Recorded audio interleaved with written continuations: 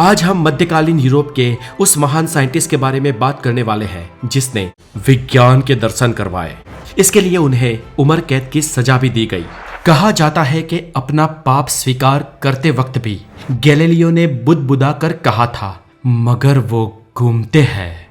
Museum में Galileo की उंगली को इस तरीके से रखा गया है कि मानो वो रोम की तरफ इशारा कर रही है, वही रोम जहां पर गैलीलियो पर मुकदमा चलाया गया था। अगर हम किसी 4-5 मंजिला इमारत से एक 1 किलो के पत्थर को और एक 100 ग्राम के पत्थर को एक साथ फेंके तो 1 किलो का पत्थर जल्दी नीचे आएगा और 100 ग्राम के पत्थर से पहले जमीन से टकराएगा। ये बात कही थी एरिस्टोटल ने। एरिस्टोटल सोक्रेटिस के शिष्य प्लेटो के शिष्य थे और द ग्रेट अलेक्जेंडर यानी कि सिकंदर के गुरु थे। वो जूलॉजी, फिलोसॉफी और एस्ट्रोनॉमी में बहुत ज्यादा रुचि और इंफॉर्मेशन रखते थे। उस वक्त एरिस्टोटल ये तो मानते थे कि पृथ्वी गोल है, लेकिन वो ये भी मानते थे कि पृथ्वी ब्रह्मांड के सेंटर में है। पृथ्वी स्थिर है और सूर्य सहित सभी ग्रह उसकी परिक्रमा कर रहे हैं। एरिस्टोटल ने कही ये बात करीब 2000 सालों तक दुनिया सच मानती आई थी, लेकिन एरिस्टोटल की इस बात को गलत साबित किया एक महान वैज्ञानिक ने।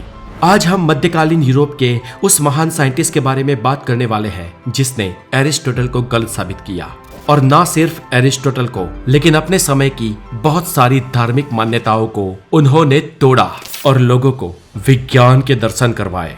और इस महान वैज्ञानिक का नाम है the one and only Galileo Galilei, जिनका जन्म वैलेंटाइंस डे के ठीक एक दिन बाद यानी कि 15 फरवरी साल 1564 को हुआ था, इटली के पिसा शहर में। गैलीलियो एक महान फिलोसोफर, एस्ट्रोनॉमर और मैथमेटिशियन भी थे। साल 1581 की बात है, जब उनकी उम्र करीब 15 साल की थी। तब गैलीलियो एक चर्च में बैठे हुए थे और तब उन्होंने देखा कि चर्च के ऊपर जो झूमर था वो कॉन्स्टेंटली हिल रहा था। ये झूमर हवा से हिल रहा था। थोड़ी देर के बाद जब हवा और जोरों से चलने लगी तो झूमर और ज्यादा जोरों से हिलने लगा, और इसके बाद उन्होंने अपने हाथ पर उंगली रखी।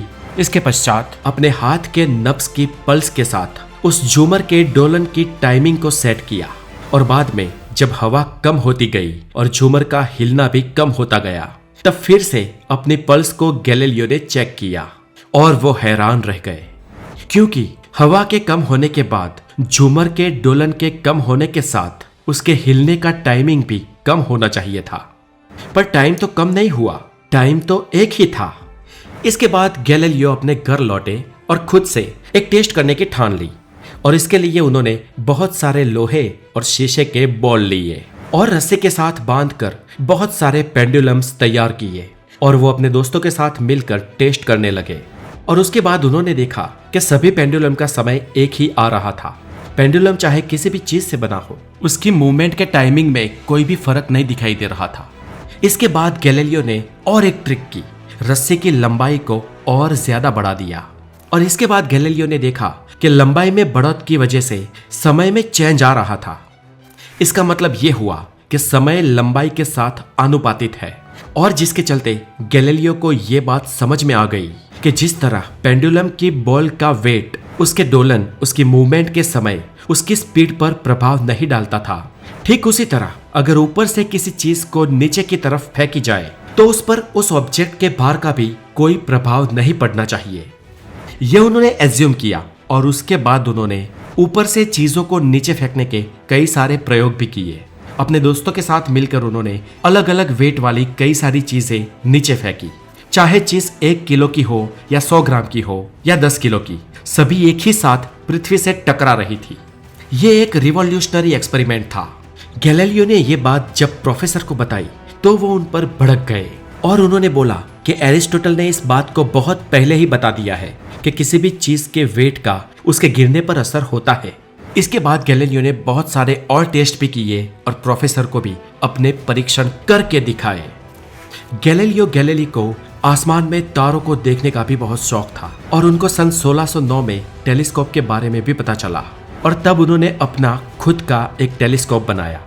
गैलीलियो ने पहली बार रात के आसमान के तारों को 20 गुना बड़ा करके उन्हें देखने लायक एक दूरबीन बनाया। बाद में उन्होंने अपने टेलीस्कोप में बहुत सारे सुधार भी किए, गैलीलियो वो पहले इंसान थे जिसने किसी ऑप्टिकल इंस्ट्रूमेंट को यूज करके ब्रह्मांड के विविध ग्रहों का, विविध तारों का अभ्यास किया। गैलीलियो ने जुपिटर के मून यूरोपा, आईओ, जेनेमेट और सेलेस्टो के साथ शनि ग्रह के रिंग्स की भी खोज की थी। गैलीलियो ने बोला था कि हमारे सोलर सिस्टम के मिडल में सूरज है और सभी ग्रह सूरज का चक्कर लगा रहे हैं। हालांकि ये कहने वाले वो पहले इंसान नहीं थे। ये बात उनसे पहले निकोलस कोपरनिकस ने भी कही थी, लेकिन उनकी बात किसी ने नहीं मानी। और इस बात को जब गैलीलियो ने कहा, तब भी उस वक्त के एस्ट्रोनॉमर्स ने गैलीलियो की इस बात को गलत बताया। साल 1615 में रोमन कैथोलिक चर्च ने गैलीलियो की इस बात की जांच की। अब पता नहीं उन्होंने उस वक्त कैसे जांच की होगी, लेकिन उन्होंने ये पाया कि गैलीलियो की ये बात गलत है। असल में पृथ्वी यानी कि हमारी अर्थ सेंटर में है और सूरज के साथ सभी ग्रह उसकी परिक्रमा कर रहे हैं। और गैलीलियो की थियरी को गलत बताया गया, क्योंकि ये थियरी बाइबल की बताई कुछ बातों का खंडन करती थी और जिसके चलते गैलीलियो को दोषी माना गया और उन्हें मजबूर किया गया कि वो सबको ये बताएं कि उनकी ये थियरी गलत है। इसके लिए उन्हें उम्र कैद की सजा भी दी गई और कुछ समय बाद में इस सजा को हाउस अरेस्ट में बदल दिया गया था। गैलीलियो की खोज से क्रांति हो गई थी और समझा जा रहा था कि इससे विज्ञान पर धर्म की पकड़ कम हो जाएगी। ये 17वीं सदी की बात है और गैलीलियो की इन खोजों से चर्च गैलीलियो से नाराज था और गैलीलियो अपनी कथाकथित धर्म विरोधी बातों का खंडन करते ही मृत्यु से बाल बाल बचे और उन्हें अपने जीवन के अंतिम 9 वर्षों तक अपने ही घर में नजरबंद होना पड़ा। कहा जाता है कि अपना पाप स्वीकार करते वक्त भी गैलीलियो ने बुदबुदा कर कहा था, मगर वो घूमते हैं। अब साल आता है साल 1638 का, जब गैलीलियो के आंखों की रोशनी पूरी तरीके से चली गई और इस बात के सिर्फ 4 साल बाद यानी कि 8 जनवरी साल 1642 को इस महान शख्स का निधन हो गया। अब गैलीलियो गैलीली उस समय के एक महान फिजिसिस्ट थे। उनके समय के पहले विज्ञान एक आदि समय में था और गैलीलियो ने मैथमेटिकल समीकरणों को जोड़कर विज्ञान की नई नींव रखी थी, इसलिए उन्हें father of the modern science भी कहा जाता है। गैलीलियो ने अपने समय में बहुत सारे बुक्स भी लिखे थे, लेकिन वो बुक्स कभी भी पब्लिश नहीं कर पाए।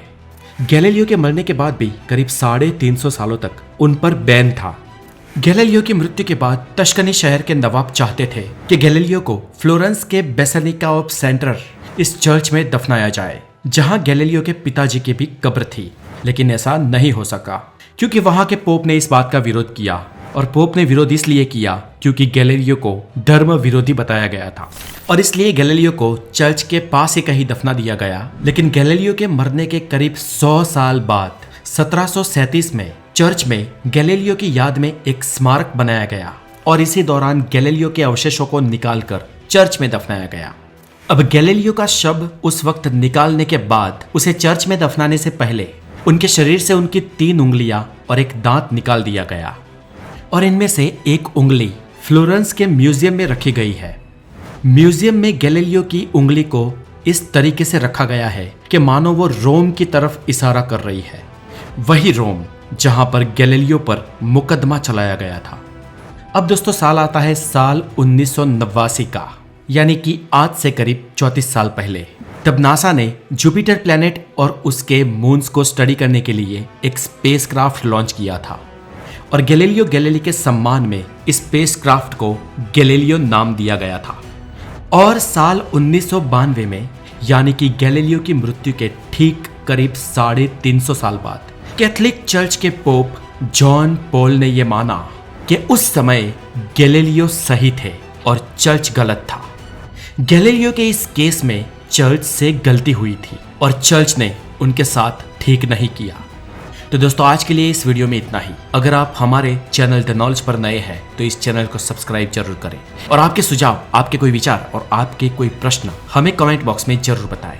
Have a good day, take care.